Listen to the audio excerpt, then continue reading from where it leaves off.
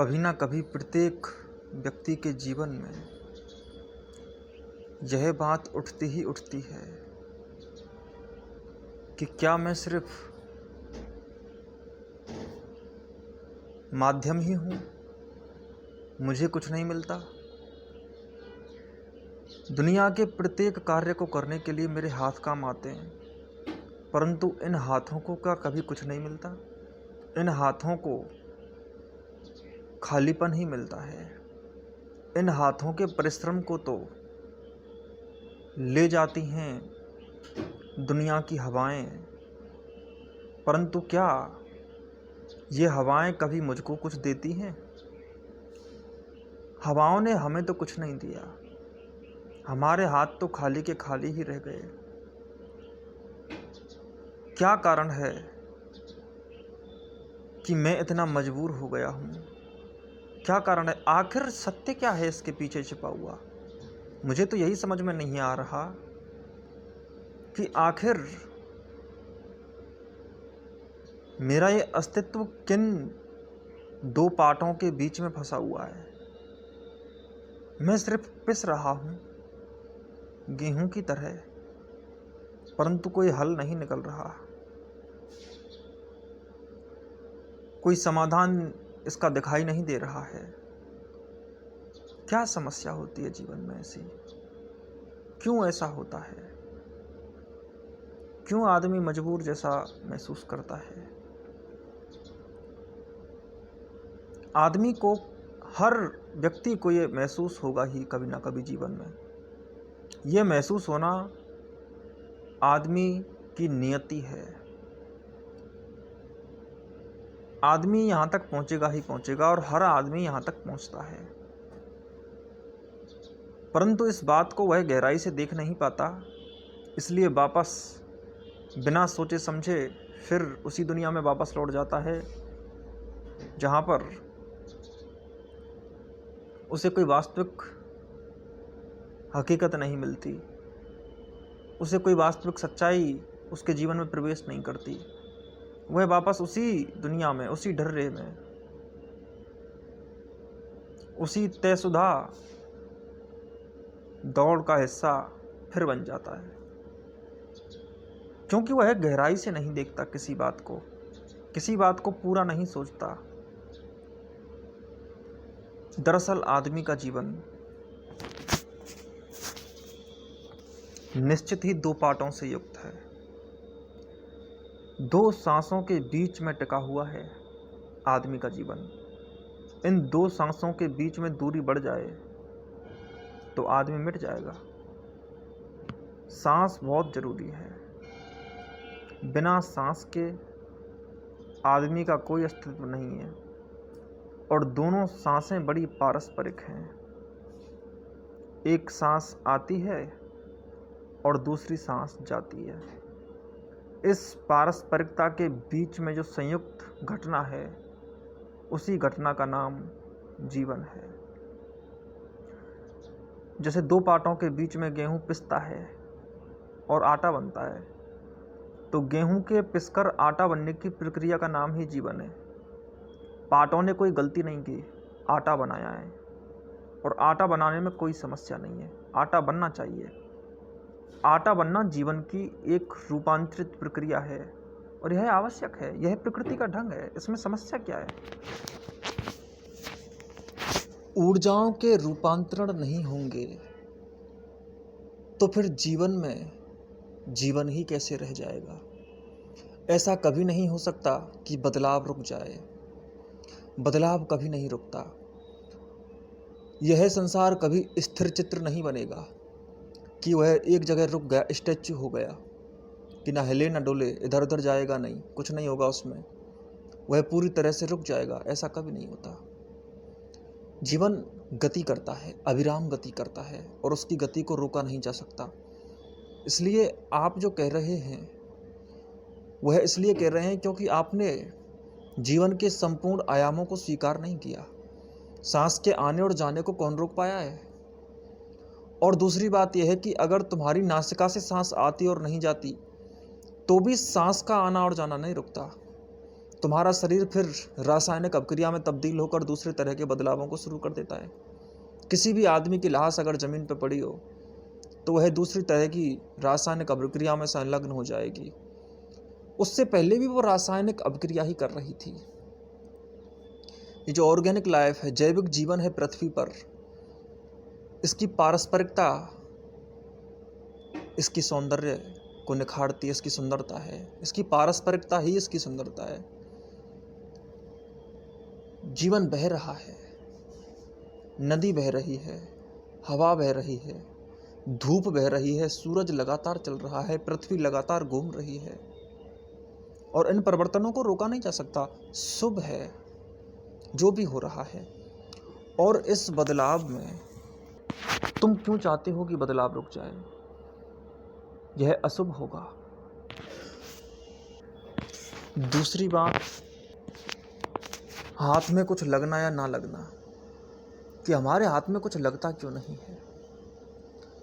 पहली बात तो आदमी इस चलती हुई प्रक्रिया से मांग करता है कि यह चलती हुई प्रक्रिया ही रुक जाए। जब भी आदमी मांगता है तो यही मांगता है। याद रखना, तुम जब भी कुछ मांगते हो तो वह मांगते हो जो प्राप्त नहीं किया जा सकता, जो असंभव है। तुम इस प्रकृति को रोकना चाहते हो, तुम इस बदलाव को रोकना चाहते हो। तुम्हारी पूरी कोशिश ये रहती है कि जीवन अपना मुड़ाव कर दे। तुम प्रलय चाहते हो, तुम जीवन को सुंदर नहीं बनाना चाहते, उसकी सुंदरता को देखना नहीं चाहते, उसमें खेलना कूदना नहीं चाहते, उसमें नाचना नहीं चाहते। तुम उसके विपरीत जाकर लड़ाई करना चाहते हो। यही आदमी की कोशिश रहती है।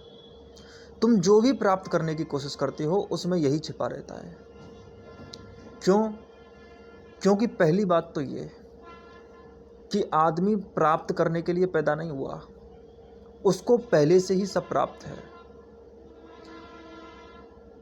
जीवन में जो भी नूतनता है वो अस्तित्व स्वयं देता है।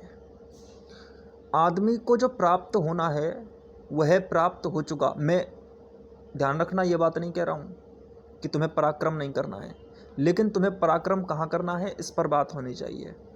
सबसे पहली बात तो जो तुम्हें प्राप्त होना चाहिए वो तुम्हें प्राप्त हो चुका है। आदमी को जो प्राप्त करना है वो आदमी ही प्राप्त करना है। मुझको कुछ और नहीं चाहिए, मैं ही मुझको चाहता हूँ। मैं पूरा हो जाऊँ।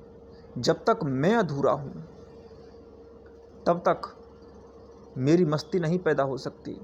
मेरे अंदर जो अमृत छिपा हुआ है वह परिपूर्ण ही होता है हर जगह, परंतु मैं उससे दूर चला जाता हूँ।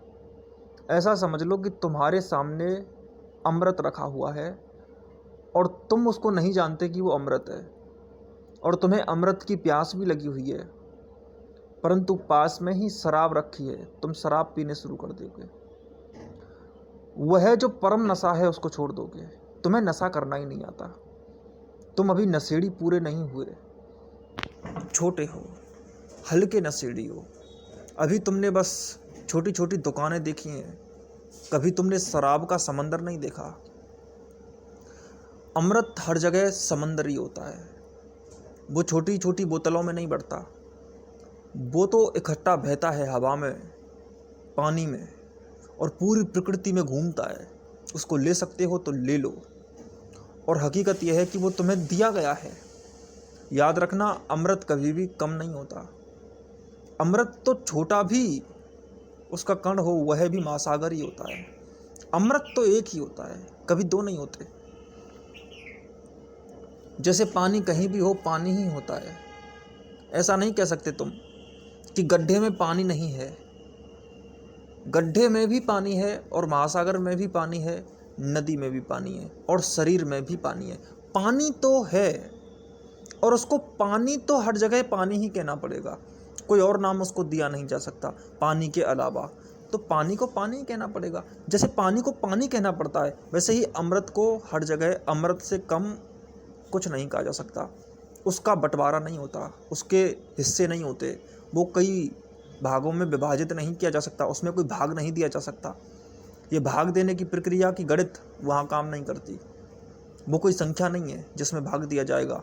जीरो में कोई भी भाग नहीं दिया जा सकता, अनंत में कोई भाग नहीं दिया जा सकता। अनंत में क्या भाग दोगे, जीरो में क्या भाग दोगे?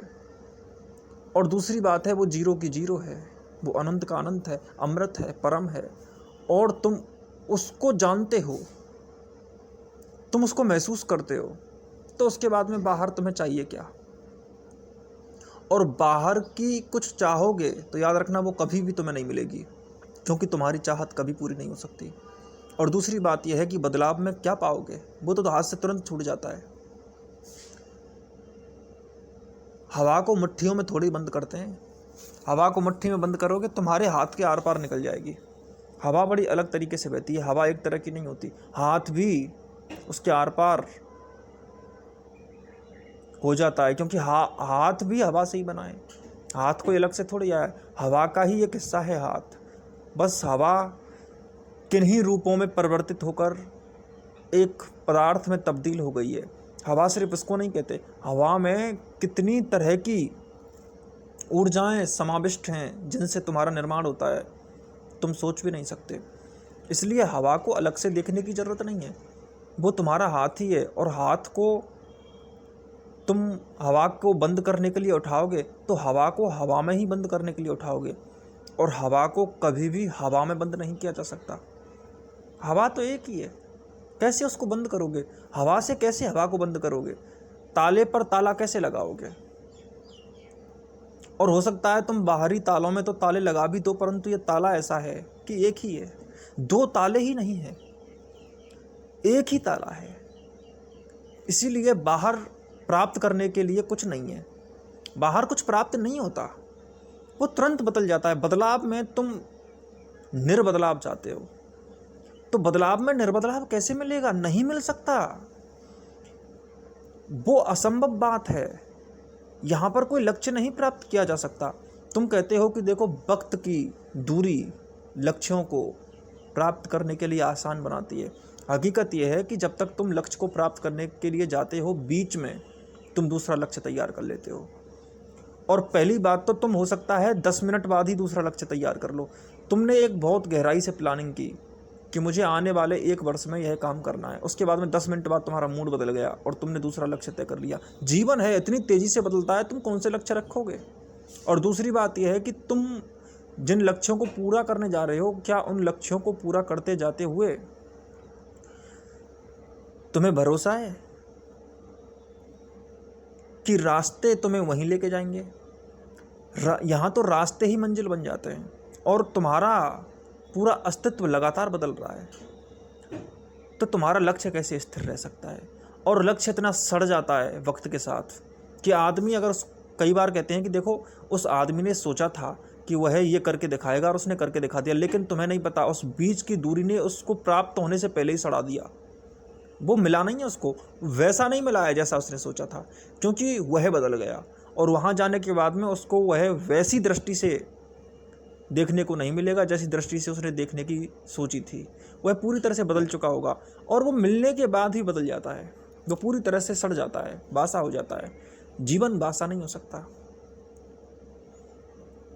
हम बहता जल पीने वाले मर जाएंगे भूखे प्यासे, कहीं भली है कटुक निवोरी कनक कटोरी की मैदा से। हम पंछी उन्मुक्त गगन के पिंजरबद्ध न गा पाएंगे, कनक तीलियों से टकराकर पुलकित पंख टूट जाएंगे। हकीकत यह है कि कोई भी पक्षी कभी नहीं जी सकता पिंजरों में, और सड़ा हुआ पानी पीने से कभी ताजगी नहीं रहती। हम बहता जल पीने वाले, हम कभी पिंजरे में रहकर पानी नहीं पी सकते। कहीं भली है कटुक निबोरी, कड़वी निबोरी अमृत है, परंतु ये झूठी चाहतें कभी अमृत नहीं हो सकती। ये जो बाहर का जंजाल है, ये जो बाहर की लक्ष्य प्राप्ति की बात है, बदलाव में तो बदलाव शुभ है। बदलाव में तुम कुछ ऐसी चीज़ चाहने की कोशिश मत करो जो बदलेगी नहीं। हाँ, अबदलाव में अपरिवर्तनशीलता में तुम ये कोशिश कर सकते हो कि तुम वह हासिल कर लो जो नहीं बदलता।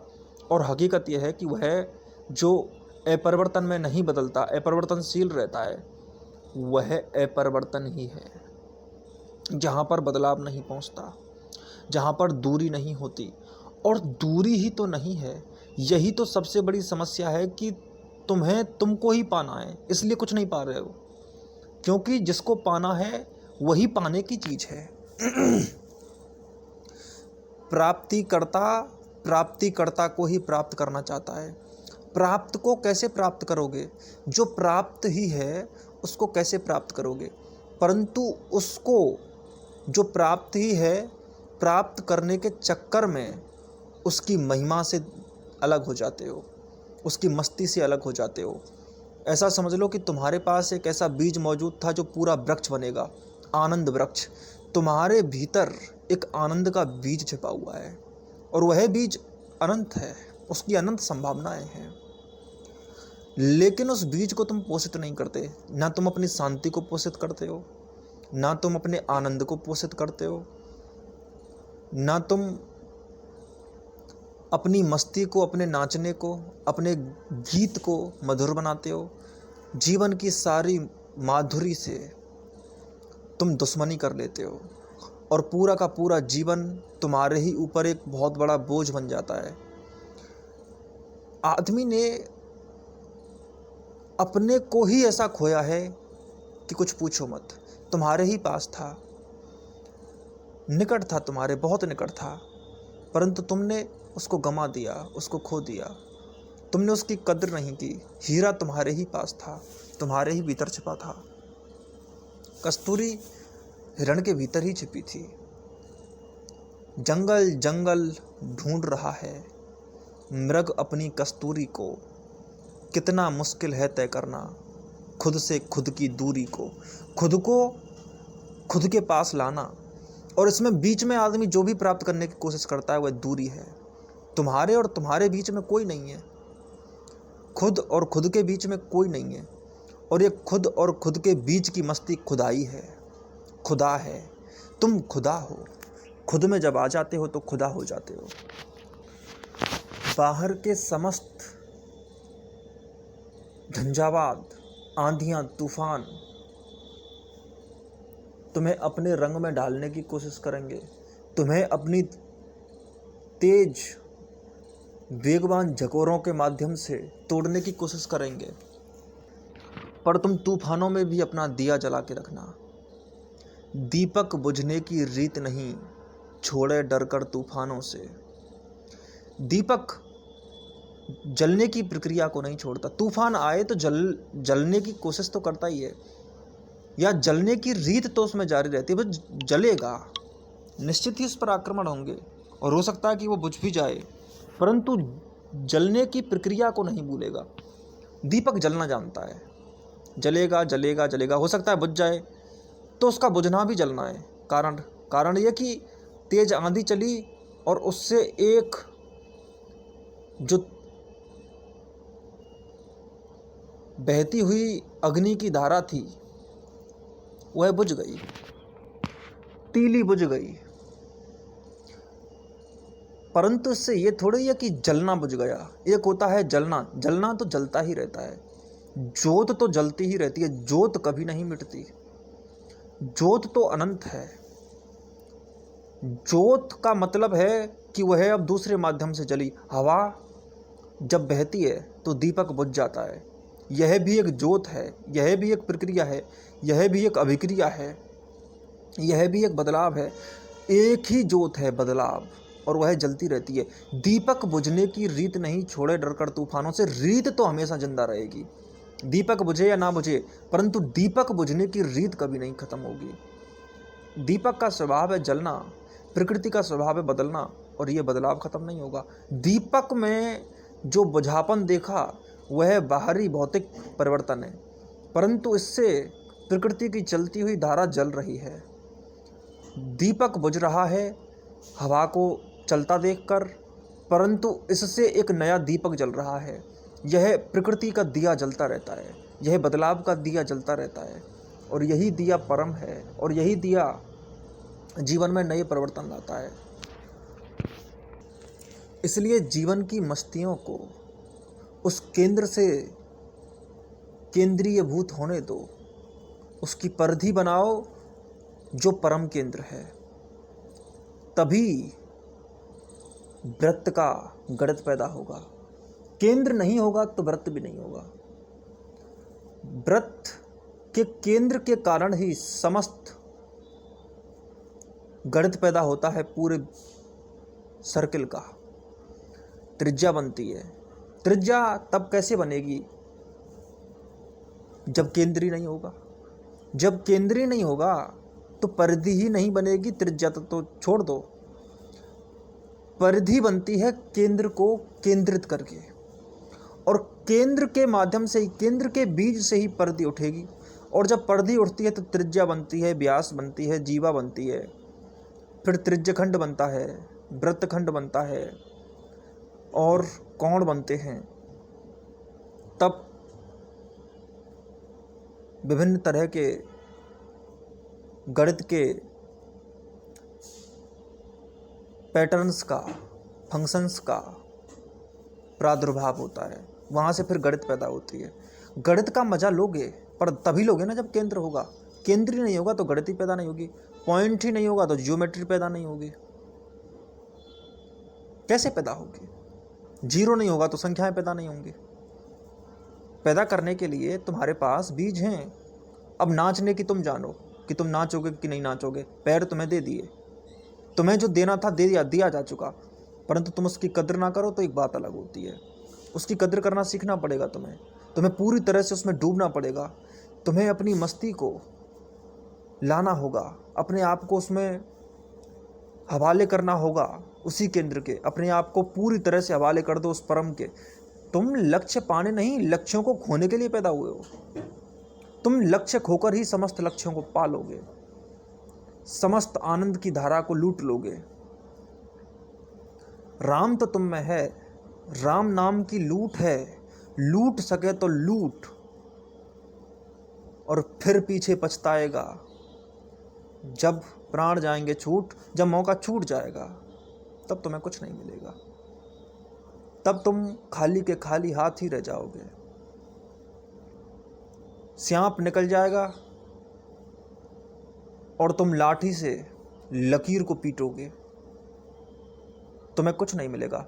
लकीरों को मारने से सांप नहीं मरता। पहले ही तुम्हें उन सांपों के फनों को तोड़ना होगा। उस जहर से मुक्ति पानी होगी जो बाहर बिखरा हुआ है। इससे पहले तुम्हें डंक मारे तुम समझ लो। तुम जीवन को उसकी नूतनता, उसका संतुलन और उसका महत्व दे दो। वो जो तुम्हें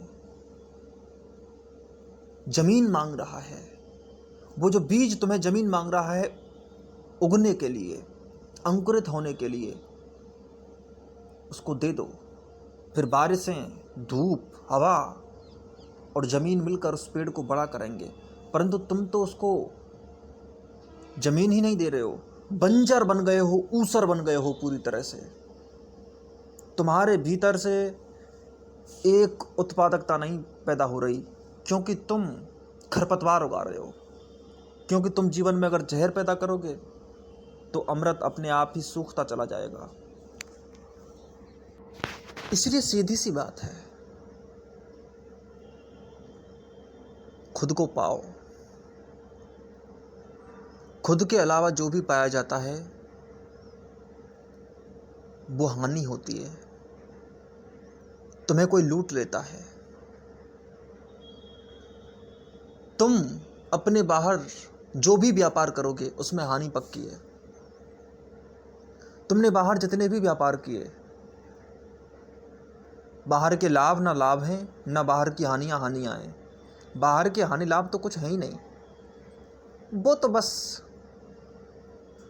जीवन के आवश्यक तौर तरीके होते हैं। बाहर की एथिक्स है, बाहर की नीति है, और बाहर की नीति बाहर के लोगों से ही आएगी, बाहर जैसी ही होगी। तुम्हारी नीति तुमसे आएगी। तुम अपनी नीति बनाओ, दूसरों की नीति पर नहीं चलते। नीति और नियम में यही अंतर होता है। हालांकि नीति शब्द बहुत ज़्यादा खंडित कर दिया गया है। नीति हमेशा खुद से आती है, परम से आती है। नीति वो होती है जो ताज़ा होती है, जो बंध नहीं सकती, जिसको कोई जंजीर नहीं बांध सकती, जिसको कोई परिभाषा में नहीं रखा जा सकता, जिसका कोई सिद्धांत नहीं बनाया जा सकता। अभी तो नीति के सिद्धांत बनते हैं। राजनीति, अब नीति तो नीति होती है, उसमें राजनीति नहीं होती, नीति ही होती है बस। नीति के पहले कोई शब्द नहीं लगाया जा सकता, नीति के बाद में कोई शब्द नहीं लगाया जा सकता। नीति हर समय ताज़ा होती है। नीति जीवन की तरह होती है, और जो जीवन के क्षण के साथ न्याय करने की क्षमता रखती है, तो जीवन को वैसा जीने के लिए तैयार करती है जैसा व्यक्ति है, जैसा क्षण है, जैसी क्षमता है, तो फिर वह नीति होती है। नियम वो होता है जो सड़ा हुआ होता है। नियम तुरंत नहीं बनता, और नीति में कोई नियम नहीं हो सकता। और अभी तो नियम और नीति एक तरह उपयोग किए जाने लगे हैं, जो कि बिल्कुल गलत परिभाषा है। जीवन के जो तात्कालिक निर्णय हैं, ऑन स्पॉट, उसी क्षण में, जिस क्षण में आप हो और जहां आपको निर्णय लेना है, वहां अगर आप हो तो उस समय नीति, और नीति आपके अंदर से निकलती है। और प्रत्येक व्यक्ति की क्षमता, समझ, बुद्धि और उसके ज्ञान के अनुसार तुम्हारे अंदर से जो निकलता रहता है, बहता रहता है, वो ताज़ा है। चाहे वो अलग अलग लोगों की अलग अलग नीतियाँ होती हैं, चाहे वो नाच गान हो, आनंद हो, मस्ती हो। तुम्हें कोई भी आनंद नहीं दे सकता, तुम्हें कोई भी समाधि नहीं दे सकता, तुम्हें कोई नशा नहीं दे सकता, ना कोई बोतल दे सकती है, ना कुछ दे सकता है, कुछ नहीं दे सकता। ये बातें ऐसी होती हैं जो ऊंची होती हैं, वो आती हैं, दी नहीं जा सकती। जीवन में जो भी महत्वपूर्ण है उसे पाया नहीं जा सकता, वो मिला ही हुआ है। तुम्हारा शरीर इतना मूल्यवान है कि तुम उसको पा नहीं सकते, उसको निर्मित नहीं कर सकते। वो तुम्हें मिलेगा, वो तुम्हें मिला ही हुआ है। तुम्हारी आँखें, तुम्हारे हाथ, पैर, कान, तुम्हारा मन, तुम्हारी संवेदनाएं, तुम्हारी संवेदन शक्ति, तुम्हें सब कुछ दिया जाता है। तुम्हें पानी भी दिया जाता है और प्यास भी दिखाई दी जाती है। प्यास और पानी दोनों दिए जाते हैं, और तब जाकर के जीवन पैदा होता है, जीवन का परम सौंदर्य पैदा होता है, परम ओजस्विता तुम्हारे सामने साकार होती है। एक बात ध्यान से समझ लीजिए, आप जो भी पाने जाते हैं वो निश्चित मान लीजिए बिल्कुल बकवास चीज होगी। आप उसके पीछे जा रहे हैं जो खो जाएगा।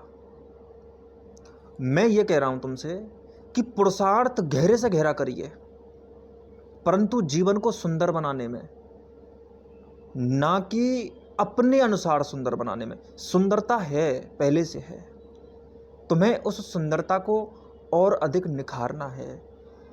तुम्हें जीवन के मिले हुए इस उपहार को, इस कोहिनूर को सही तरीके से सजाना है, सही जगह पे सजाना है। अपनी बुद्धि को ठीक से सजाना है, अपने शरीर को ठीक से सजाना है, अपने पूरे अस्तित्व को पूरी तरह से श्रृंगारित करना होगा, उसमें खुशबू लानी होगी। तुम्हारे करने से जो भी निकलेगा वो बेकार होगा, और तुम्हारे होने से जो भी आएगा, तुम हो ही पहले से जो, वहाँ से जो आएगा वो प्रसाद होगा। प्रसाद वो होता है जो आता है, जो खरीदा नहीं जाता। प्रसाद होता ही वो है जो ना खरीदा जाता है और ना जो बेचा जाता है। प्रसाद वही चीज होती है। प्रसाद सबके लिए होता है, प्रसाद बराबर होता है, और प्रसाद सबको मिला हुआ है, बंटा हुआ है। वही प्रसाद, वही चीज जो अंदर परमात्मा कहलाती है, उसे हम बाहर प्रसाद कहते हैं। हकीकत तो यह है कि जो आंतरिक प्रसाद है वही परमात्मा है, और जो बाहरी परमात्मा है वही प्रसाद है। अंतर कुछ भी नहीं है। एक ही बातें हैं दोनों, आदमी की समझ का फेर है।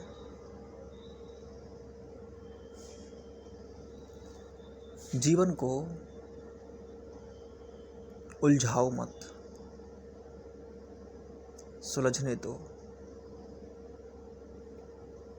जीवन आदान प्रदान है, गुणों से संदर्भित हो रहा है। गीता में जो कहा गया है कि गुण ही गुणों में बरतते हैं, गुण अपना काम करते रहते हैं, हम इसमें कुछ नहीं करते। प्रकृति अपना काम करती रहती है। गुणों को गुणों का काम करने दो, तुम अपना काम करो। और तुम्हारा काम है गुणों के नृत्य को देखना, उनकी थिरकन में थिरकना, उनकी खुशबू में खुशबू हो जाना, उनके रंगों में रंग जाना, पक्षियों में बैठकर उड़ जाना और धातु में उनका गुण बन जाना। धातुओं का गुण भी मैं हूँ, गुणों का मैं गुण हूँ। जितने भी गुण हो सकते हैं वो सब मेरे से संदर्भित होते हैं। उनसे मैं बाहर ही नहीं हूँ, तो फिर मैं उनको क्यों तोड़ूं मरोड़ूं? वो मुझसे भिन्न कहाँ हैं? दुनिया में जितने भी लोग हैं वो मुझसे भिन्न कहाँ हैं? मेरे अंदर ही हैं, समाये हुए हैं मुझ में ही। कुछ अंतर नहीं है लोगों में। मन एक तरह से ही निर्मित हो रहा है सबका। एक जैसे कंपन है, एक जैसे ढंग ढर्रे हैं, एक जैसी दुनिया है।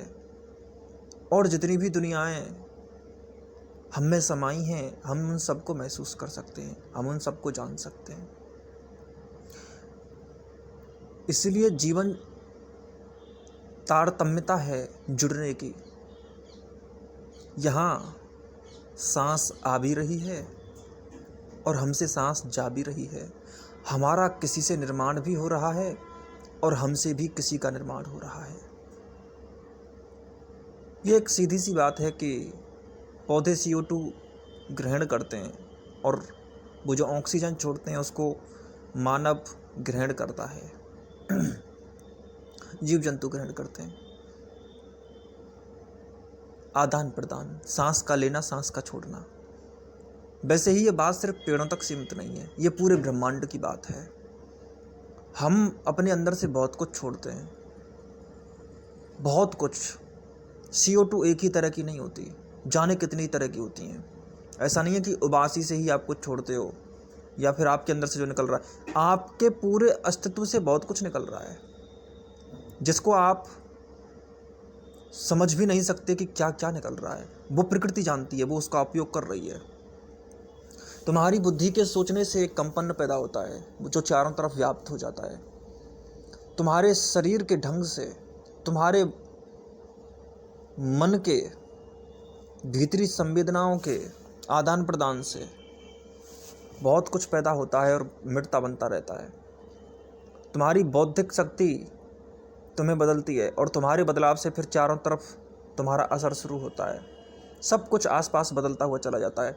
यहाँ सब सबको बदल रहे हैं, सबकी सबको सब में ज़रूरत है।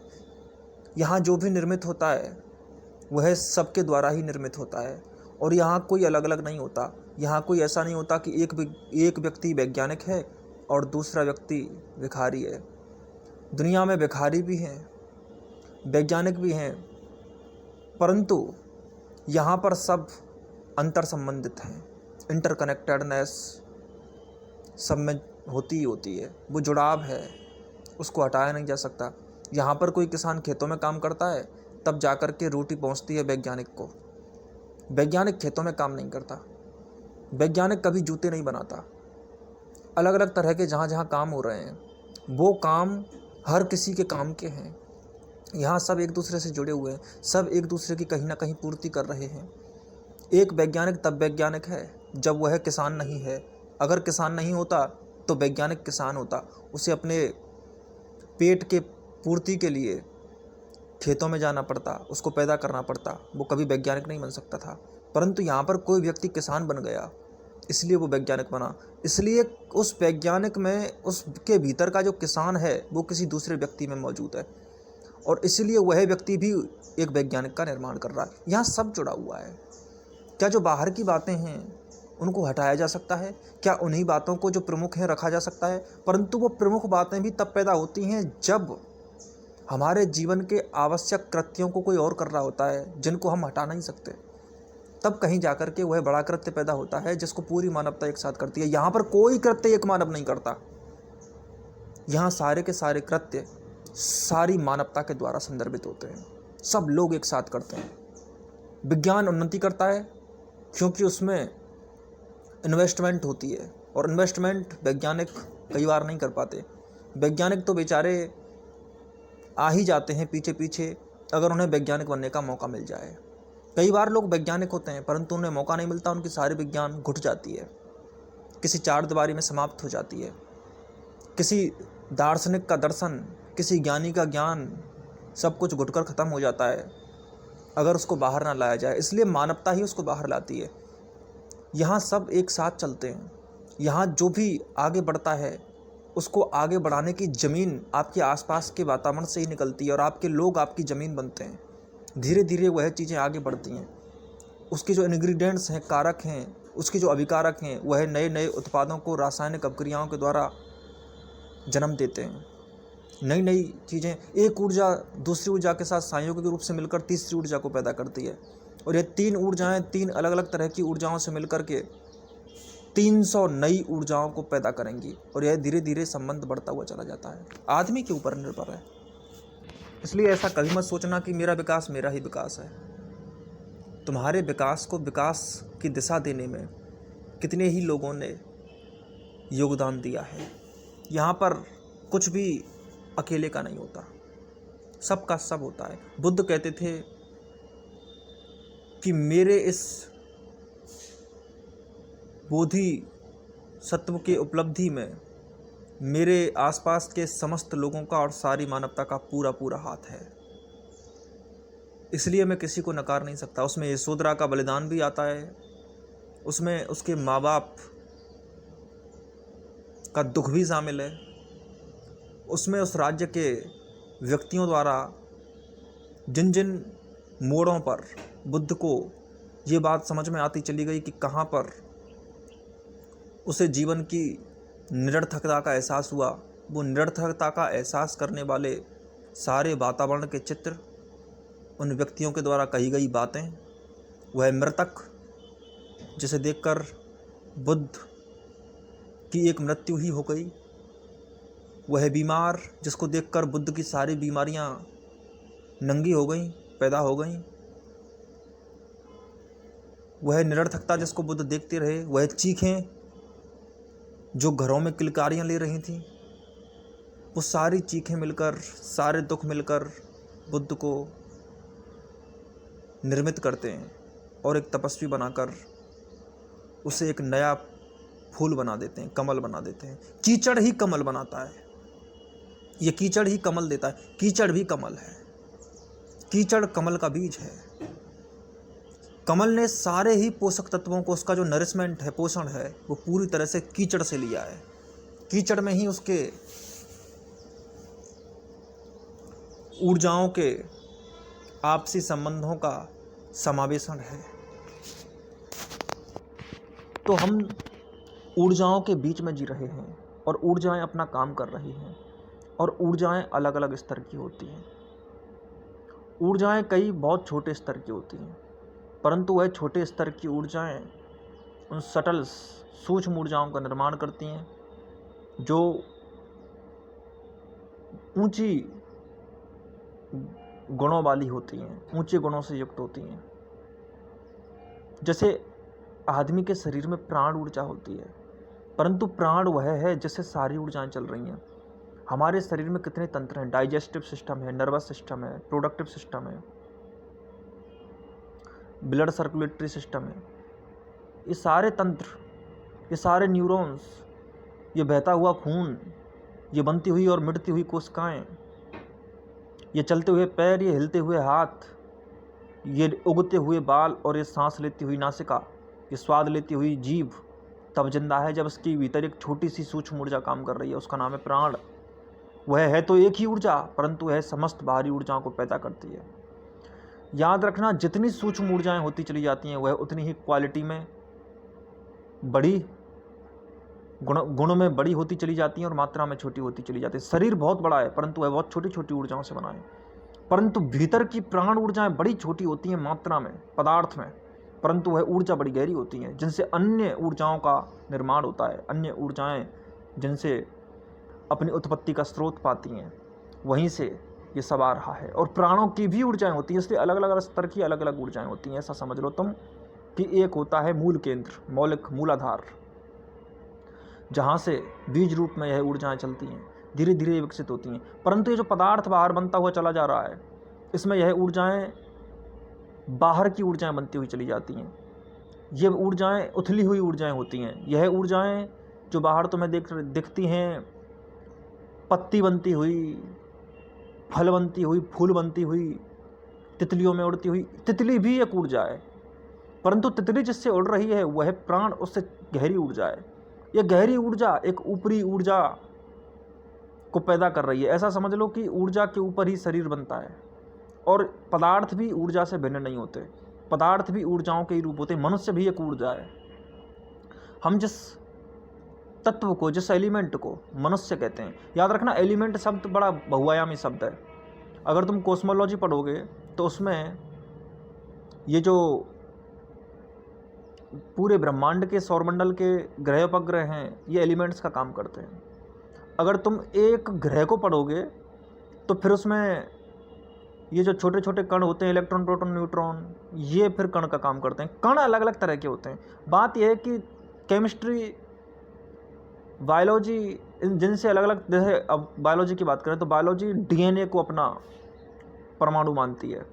डीएनए उसका सूक्ष्म से सूक्ष्म इकाई है। कोशिका का निर्माण डीएनए से होता है, परंतु डीएनए जिस तरह से इलेक्ट्रॉन, प्रोटॉन, न्यूट्रॉन उपयोग होते हैं फिजिक्स में, केमिस्ट्री में, वैसे ही बायोलॉजी में डीएनए उपयोग होना चाहिए। डीएनए उपयोग होता है तो परमाणु भी बदलते रहते हैं। अब हम मनुष्य हैं, अब मनुष्य भी एक तरह का एलिमेंट है। ये भी एलिमेंट शब्द किसी भी तरह से उपयोग हो सकता है। अब हम भी किसी चीज़ का निर्माण कर रहे हैं, सारे मानव मिलकर। जैसे परमाणु के भीतर इलेक्ट्रॉन, प्रोटॉन, न्यूट्रॉन होते हैं, और परमाणु मिलकर फिर अणु पैदा करते हैं, और अणु मिलकर के फिर धीरे धीरे यौगिकों को निर्माण करते हैं। तो ऐसे ही क्रम बढ़ता हुआ चला जाता है। कभी कभी यौगिक भी परमाणु होते हैं, कभी कभी अणु भी परमाणु होते हैं, कभी कभी परमाणु भी अणु होते हैं, कभी कभी अणु भी यौगिक होते हैं, कभी कभी यौगिक भी अणु होते हैं। इन बातों को ध्यान रखिएगा। तो मानव एक ही ऊर्जा है, वो बहुत ऊर्जाओं से मिलकर बनी है, परंतु वो एक ऊर्जा भी है जिसको मनुष्य कहते हैं, जिसको इंसान कहते हैं, जिसको मानव कहते हैं। वह एक ऊर्जा ही होती है।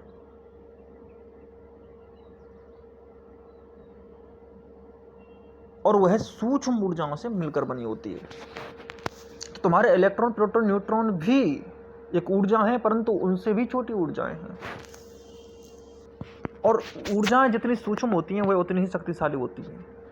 परमाणु शक्ति को हम अच्छी तरह से जानते हैं कि उसकी क्या ताकत है, वह क्या कर सकती है, कहने की बात नहीं है। जितनी सूक्ष्म ऊर्जाएं होती हुई जाएंगी। अभी तो हमने प्राण शक्ति को पूरी तरह से नहीं खोजा। वो इतनी सूक्ष्म ऊर्जा है कि वह इलेक्ट्रॉन, प्रोटॉन, न्यूट्रॉन से भी बड़ी गहरी चली जाती है। हमें ऊर्जाओं को खोजना होगा और गहरी तरह से खोजना होगा। अलग अलग स्तर की ऊर्जाएं होती हैं। हम बड़ी बड़ी ऊर्जाओं को छोटी छोटी ऊर्जाओं से जुड़ा हुआ पाते हैं, और वह छोटी छोटी ऊर्जाएं अगर हम उन तक पहुंचने लग जाएं तो और भी छोटी छोटी ऊर्जाएं उनसे भी गहरी होंगी। हम धीरे धीरे ब्रह्मांड की गहराइयों में प्रवेश कर सकते हैं। करना चाहिए। जीवन ऐसा ही है, पारस्परिक है, बदलाव करता रहता है। इसलिए हम बाहरी ऊर्जाओं से जब संदर्भित हो जाते हैं तो छोटे छोटे लक्ष्य बना लेते हैं, परंतु जीवन के नूर को, जीवन के तेज को, जीवन के प्रकाश को हम प्रदीप्त नहीं होने देते। हम उसे घोंट देते हैं, हम उसे छोटा कर देते हैं, हम उसे बड़ा नहीं होने देते। यही हमारी सबसे बड़ी समस्या है। और फिर हमें जीवन से शिकायत शुरू हो जाती है कि ऐसा क्यों नहीं हुआ और ऐसा क्यों हुआ। जीवन ने तो पूरा पूरा दिया था तुम्हें, परंतु तुम उसको ग्रहण ही नहीं कर पाए। अधूरा भी कुछ भी नहीं ग्रहण कर पाए तुम, इसलिए तुम हर जगह अधूरे रह गए। जब कार्य अधूरा छूट गया, जब कार्य अधूरा छूट गया, कारण की शिकायत कर बैठे। साध की ना देखी दुर्बलता, साधा तो तुमने कुछ नहीं, साध की ना देखी दुर्बलता, साधन की शिकायत कर बैठे। माँ के चरणों में शीश चढ़ा, किसने आशीष नहीं पाई, केवल भयभीत पुजारी ही पूजन की शिकायत कर बैठे। जीवट वाले तो मरकर भी, जीवट माने हिम्मत, जीवट वाले तो मरकर भी युग युग तक जीवित रहते हैं, मरने से डरने वाले ही जीवन की शिकायत कर बैठे। शिकायत आदमी को तब होती है जब आदमी को अपना ये नहीं पता होता कि मरने वाला तो कुछ है ही नहीं। वो जो बाहर बदल रहा है वो सिर्फ बदलता है, वो भी नहीं मरता, और जो अंदर है वो बदलता भी नहीं, मरता भी नहीं, और वो मैं हूं। मैं ही हूं, जो अमर है वो ही मैं हूं। जो भी चीज अमर है इस जगत में वो मैं ही होता हूं, और कुछ अमर नहीं होता। जीवट वाले तो मरकर भी युग युग तक जीवित रहते हैं, मरने से डरने वाले ही जीवन की शिकायत कर बैठे। शरीर से मतलब नहीं होता, मैं अमर हूं, शरीर थोड़ा ही अमर है मेरा, मैं अमर हूं। शरीर में मैं हूं, मैं शरीर नहीं हूं, लेकिन हाँ शरीर मुझसे चल जरूर रहा है। मैं शरीर में भी प्रकट होता हूं, पर मैं सिर्फ शरीर नहीं हूं। सिर्फ याद रखना, इस सिर्फ शब्द को मत भूल जाना। निश्चित ही मैं दृश्य हूं, मैं दौड़ हूं, मैं हाथ हूं, मैं पैर हूं, मैं आंख हूं, परंतु सिर्फ आंख नहीं। सिर्फ याद रखना, सिर्फ आंख नहीं, कुछ और भी हूं। सिर्फ शरीर नहीं, कुछ और भी हूं। सिर्फ दौड़ नहीं, कुछ और भी हूं, कुछ हूं और भी हूं। आंखों की तिलसी पुतली में काली आंधी भरने वाले अपने मद की दवा ना करके यौवन की शिकायत कर बैठे। हम जो अपना प्रमाद है इसको संभाल नहीं पाते, अपनी आंतरिक जीवनचर्या को बदल नहीं पाते, और हम कह देते हैं कि हम तो आधीन हो गए काम वासना के, यौवन के। परंतु यौवन तो सुंदर है, यौवन तो विशुद्ध है, उसमें तो कुछ ऐसा नहीं है कि वह तुम्हें मारता हो, बल्कि वो तो परम आनंद की अनुभूति है। परंतु उसके केंद्र को तुमने विकृत कर दिया, और उस केंद्र को विकृत करने के बाद अपनी मदहोशी और प्रमाद की वजह से तुम यौवन से शिकायत कर बैठे। अपने मद की दवा ना करे, यौवन की शिकायत कर बैठे। यद्यपि हाथों ने हंस कर खुद ही हथकड़ियाँ पहनी हैं, फिर भी गलती स्वीकार न कर बंधन की शिकायत कर बैठे। यहाँ कोई बंधन नहीं होता, यहाँ प्रत्येक व्यक्ति अपने हाथों में खुद हथकड़ियाँ डालता है, बल्कि उल्टा बोलो, हथकड़ियों में अपने हाथ डालता है। हथकड़ियों में हाथ डालता है, हाथों में हथकड़ियाँ कोई नहीं डालता। जो हैंड चेयर्स होती हैं, इनको तुमने खुद जानते हुए कि ये हथकड़ियाँ हैं, इनके तुम पास गए। तुमने छोटी छोटी बातों में कहाँ फंसा दिया है अपने आप को, और फिर जब फंसा कर के कहते हो कि मैं फंस गया, और फिर फंसने से शिकायत है। यद्यपि हाथों ने हंस कर खुद ही हथकड़ियाँ पहनी हैं, यद्यपि हाथों ने हंस कर खुद ही हथकड़ियाँ पहनी हैं, फिर भी गलती स्वीकार न कर बंधन की शिकायत कर बैठे। जिनको ना नाचना आता है, गति ताल आदि का ज्ञान नहीं, वे टेढ़ा मेढ़ा बतलाकर आंगन की शिकायत कर बैठे। आंचल उलझाकर सूलों में फूलों के घर तो जा ना सके, आंचल उलझाकर सूलों में फूलों का घर तो सजा ना सके। असफलता की झुंझलाहट में, असफलता की झुंझलाहट में उपवन की शिकायत कर बैठे। कांटों में खुद फंसे रह गए। तुम्हारी चुनरी, तुम्हारी कमली, तुम्हारी सॉल कांटों में उलझ गई, तुम्हारे कपड़े उलझ गए कांटों में, और कांटों में उलझे रहे, और तुमने खुद उलझाए और कांटों को प्यार किया, और शिकायत की खुशबू से, शिकायत की फूल से कि हाय रे ये तो मारेगा मुझे। इतना रंगीन तो कोई बदसूरत ही हो सकता है। रंगों से डर लगता है, सुंदरता सही नहीं जाती, क्योंकि आदमी सुंदरता को सहने का पात्र नहीं बचा। आदमी के पैरों में थिरकन नहीं है तो आंगन टेढ़ा हो गया। क्रोध को गालियां देता है, मोह को गालियां देता है। आदमी उन सूक्ष्म शक्तियों को गालियां देता है जो प्राकृतिक है, नेचुरल है, वो अपना काम कर रही हैं, परंतु जो ऊपर तुमने उसको बिगाड़ा है वो तुमने बिगाड़ा है, वो उन शक्तियों की गलती नहीं है, परंतु तुम गालियां उनको ही देते हो कि ये तो तुम जीवन जी नहीं पाते, फिर जीवन से गालियां देने लगते हो। तुम जिस चीज़ से हार जाते हो उसको गालियां देने लगते हो। जो तुम नहीं कर सकते और जो तुम करना चाहते हो और जो तुम्हारी चाहत होती है वह ना करने के कारण अपनी ही असफलताओं की झुंझलाहट में उपवन की शिकायत कर बैठे। कोपल किसले कलिका, कलिका हंस कर कुसुम बनी, बस डंक उठाए कांटे ही मधुबन की शिकायत कर बैठे। कोपल किसले कलिका, कलिका हंस कर कुसुम बनी, बस डंक उठाए कांटे ही मधुबन की शिकायत कर बैठे। जब हृदय हरा करने वाली अंबर से बरसी हरियाली, जब हृदय हरा करने वाली अंबर से बरसी हरियाली, क्या पवित्र बारिश हो रही है। देखो कैसे सुंदरता का बादल, कैसे हीरों की बरसात हो रही है, कैसे झरझर कर, आँखों को खोल कर देखो कि कैसे झरझर कर तुम्हारे अंतःकरण को प्रफुल्लित करने वाले सुगंधों के बंडल छोटे छोटे पैकेट्स के रूप में, प्रकाश पुंजों के रूप में कैसे तुम्हारी तरफ बढ़ते हुए चले जा रहे हैं और तुम्हारे जीवन के निर्माण करने को आतुर हैं। वो चाहते हैं कि तुम ऊपर उठो, अधर हो, परंतु तुम अकड़ कर खड़े हो कि छतरी टांग दूंगा, इस बारिश में मुझे भीगना नहीं। और इस बारिश में ना भीगने के कारण तुम शुष्क रह जाते हो। सूखी भूमि पड़ी हुई है युगों युगों से और तुमने फिर भी छतरी तानी हुई है। प्यास अनंत है। ऐसे पेड़ जो बड़े होना चाहते हैं और जो कई युगों से पानी की खोज कर रहे हैं, आज जब बारिश भी हो रही है तो उन्होंने अपनी छतरी तान ली, अपने को बंद कर लिया और पानी अपने तक नहीं पहुंचने दिया। ऐसे पेड़ों का क्या होगा, सोचो। ये नहीं चाहिए। तुम सहन ही नहीं कर पाते सुंदरता को। जब हृदय हरा करने वाली अंबर से बरसी हरियाली,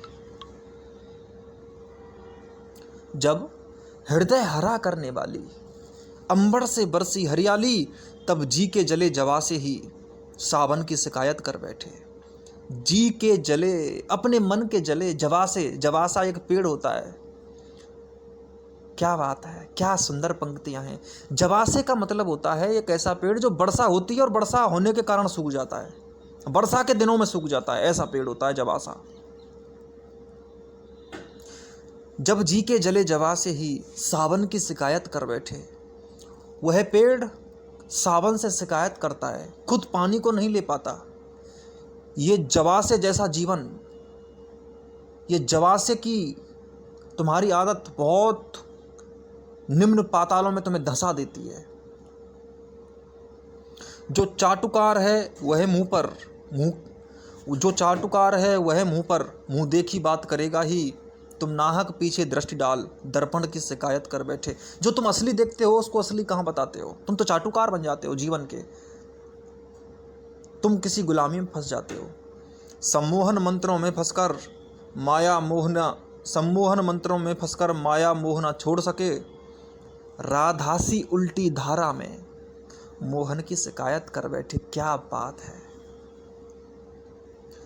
फालतू की बातों में फंसकर, ये जो प्रकृति का परम जादू है, तुम जादू दिखाने के लिए यज्ञ करते हो, तंत्र करते हो, मंत्र करते हो, जादू दिखाने के लिए, परंतु जादू से दूर होकर कोई आदमी कैसे इस परम जादू को छोड़कर एक कृत्रिम जादूगर बनने जा रहा है, एक नकली जादूगर बनने जा रहा है। ये जो चारों तरफ का जादू बिखरा हुआ है, क्या ये तुम्हें कोई जादू नहीं दे सका? क्या इसमें तुम्हें कोई मैजिक, कोई मिरेकल, कोई गूढ़ सत्य नजर नहीं आया? और अगर नहीं आया तो तुम वहाँ क्या जादू ले लोगे? सम्मोहन मंत्रों में फंसकर माया मोहना छोड़ सके, राधासी उल्टी धारा में। जो परम सत्य है राधा, जो अंदर संसार है उसको राधा कहते हैं, और जो बाहर राधा है उसको धारा कहते हैं। राधा का उल्टा शब्द, राधा का उल्टा शब्द धारा। धारा का मतलब होता है वह जो मेरे जैसा ही है।